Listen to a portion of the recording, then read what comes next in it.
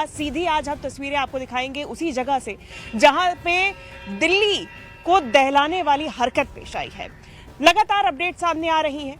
यहाँ पे चांदनी चौक में जिस तरीके से ब्लास्ट हुआ उसमें कई सारे वीडियो सीसीटीवी फुटेजेस भी सामने आ रहे हैं। लेकिन सबसे पहले हम शुरुआत में आपको दिखाते हैं उस लश्कर के आतंकी रऊफ असगर का एक वीडियो जो कि सामने आया है उस दिल्ली धमाके से पहले। वो ठीक पहले का वीडियो है जिसमें वो दिल्ली का जिक्र करता हुआ भी नजर आ रहा है और धमकी देते हुए नजर आ रहा है।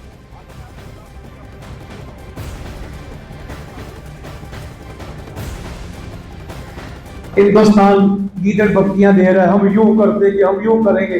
वो बचपन में हम देखा करते थे टेलीविजन पे, वो एक आदमी ना दूसरे को थप्पड़ मारता था। वो जब थप्पड़ खाता फिर क्या कहता था? इनके मार। वो फिर मारता फिर वो क्या कहता?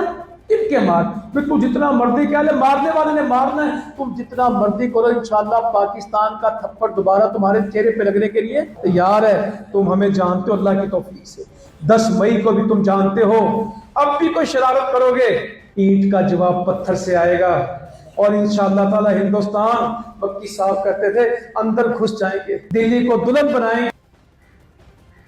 तो सुना आपने किस तरीके से दिल्ली को दहलाने की धमकी देता हुआ यह आतंकी नजर आ रहा था। और ये है आतंकी लश्कर का। और ये जो पूरा हमला सामने आया है इसमें इसके पहले का, यानी कि जब ये पूरा धमाका हुआ शाम 6:52 उसके पहले का ये वीडियो बताया जा रहा है जिसमें वो साफ तौर पे खुले तौर पे पहले तो दिल्ली का जिक्र करते हुए नजर आ रहा है और वहीं दूसरी तरफ वो धमकी देते हुए नजर आ रहा है। उसने इसके साथ ही साथ में आतंकी रऊफ ने हमले का अंजाम देने वाले डॉक्टर और उमर, जो कि उस गाड़ी में उस वक्त मौजूद था, डॉक्टर उमर नबी, जिसकी इस हमले के बाद में मौत भी हो गई है, उसकी पुष्टि भी हो गई है।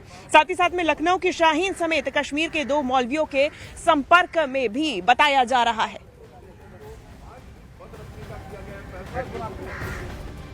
हिंदुस्तान गीदड़ बत्तियां दे रहा है, हम यूं करते कि हम यूं करेंगे।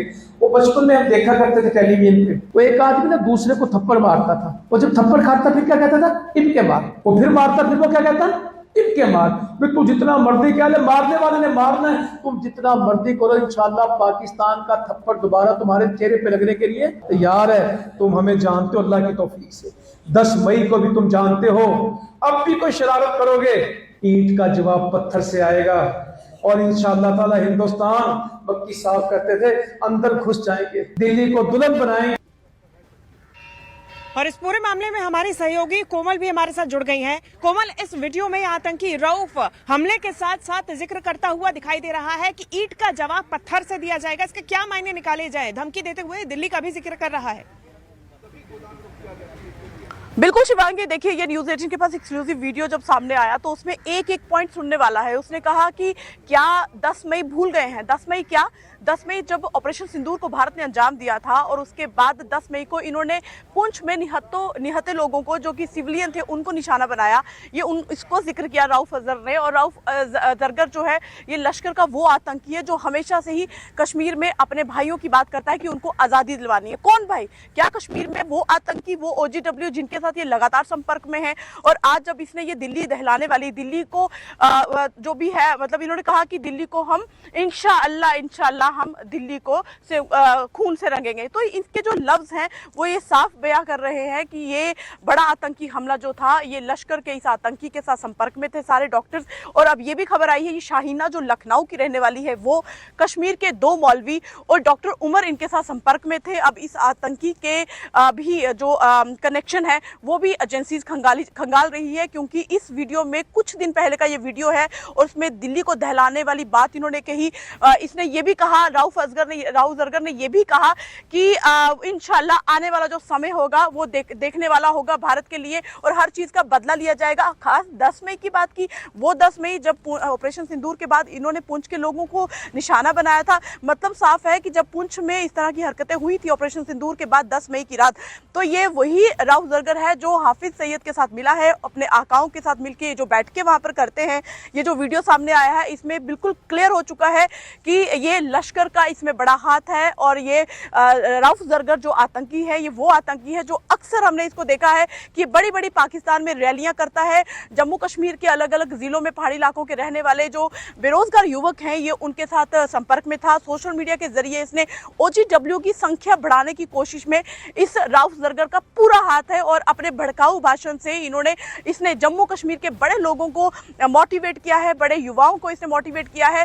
अभी भी कुछ 2 साल पहले, साल 2022 की बात है, 23 की कि 22 और 23 में इसने 16 से 17 डोडा, सिर्फ जम्मू संभाग के डोडा के युवाओं को बरगलाकर उनको OGW बनाया था। मतलब अगर सिर्फ डोडा में अगर इसने 16-17 युवाओं को बरगलाकर OGW की संख्या बढ़ाने की कोशिश की है तो शिवांगी यहाँ से अंदाजा लगाया जा सकता है कि कश्मीर में ये कितने युवाओं के साथ संपर्क में था, कितने उन आतंकियों के साथ संपर्क था जो नया युवा आतंकी बन रहा है, जो नया हथियार चलाने की प्रैक्टिस कर रहा है। यही नहीं, जम्मू कश्मीर के बहुत सारे ऐसे युवा हैं जो 90 के दशक में यहाँ से आतंकी पाकिस्तान चले गए थे, रहने वाले जम्मू कश्मीर के हैं, इन लोगों के संपर्क में है, पाकिस्तान में रहते हैं, वहाँ से यहाँ पर भी जम्मू कश्मीर के युवाओं के साथ ये संपर्क में है क्योंकि ज़्यादा से ज़्यादा आतंकियों की संख्या इसने बढ़ानी। और आप इसमें वीडियो में सुनिए, इसने साफ कहा है कि जब तक हम अपने कश्मीरी भाइयों को भारत से आज़ादी, मतलब जम्मू कश्मीर से आज़ादी नहीं दिला सकते, ये लड़ाई ख़त्म नहीं होगी। इसके मायने क्या है? इसके मायने यही है कि जम्मू कश्मीर में जो आतंकी है, जो OGW हैं, जो इनके साथ संपर्क में रहते हैं, जो हमेशा भारत को बर्बाद करने की प्लानिंग करते हैं, जो जम्मू कश्मीर को खराब करने की प्लानिंग करते हैं, ये जम्मू कश्मीर से बाहर निकल गए हैं। अब दिल्ली इन्होंने दहला दी है तो इनका हो सकता है इनके मंसूबे और हों, ये और राज्यों में जाना चाहते हैं, ये आतंक को और राज्यों में फैलाना चाहते हैं। लेकिन सिर्फ जम्मू कश्मीर का ही युवा इस्तेमाल हो रहा है, वही मोटिवेट हो रहा है, वही इनकी बातों में आ रहा है। तो ये सबसे बड़ा वो आतंकी है जो हमेशा से ही इसने जम्मू और कश्मीर के युवाओं को बरगलाया है।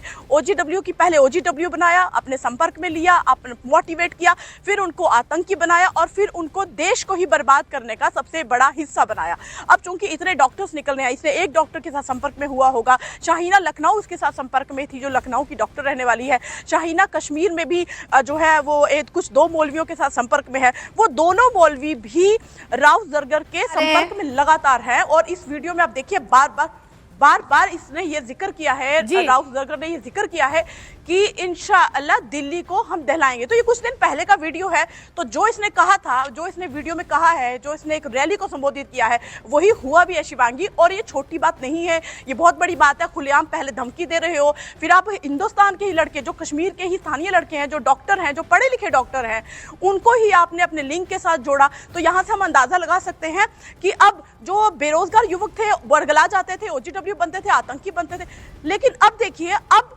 जो भी जितने भी और युवा हैं, हालांकि ये पढ़े लिखे युवक हैं मोनिका, और आप देखिए कि यहाँ पे अब ये डॉक्टर्स को भी नहीं छोड़ रहे हैं, उनको भी बरगला रहे हैं। आप देखिए किस तरीके से उमर गाड़ी में आया, उसकी फैमिली से बात, प्लानिंग चाहे जितनी भी हो, लेकिन ये प्लानिंग धरी की धरी रह गई और यही वजह है कि जबरदस्त एक्शन जो है देश भर में देखने को मिल रहा है और यहाँ पर कहीं ना कहीं हड़कंप भी कहीं ना कहीं नजर आ रहा है। लेकिन दिल्ली धमाके में अभी तक जितने भी कनेक्शन सामने आए हैं, तफसील से आपको बता देते हैं।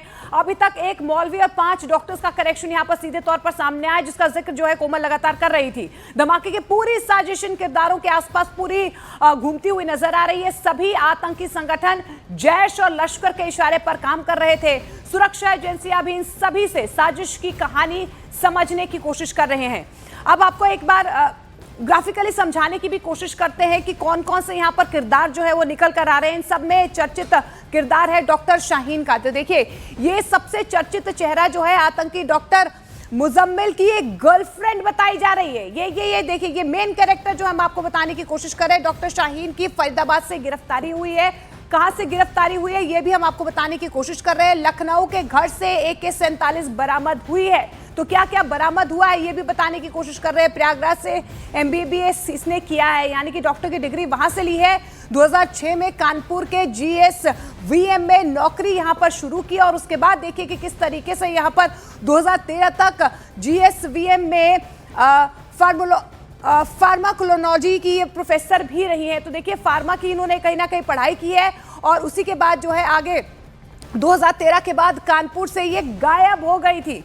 फरीदाबाद, ये दूसरा शख्स जो हम आपको बता रहे हैं, दूसरा किरदार जो निकल कर आ रहा है उनका नाम है डॉक्टर मुजम्मिल शकील। चेहरा देख लीजिए, फरीदाबाद के अल फलाह मेडिकल कॉलेज में ये डॉक्टर है और लगातार जो है जब छापेमारी हुई है तो 360 किलो से ज्यादा संदिग्ध विस्फोटक जो है इसके पास से बरामद हुआ है।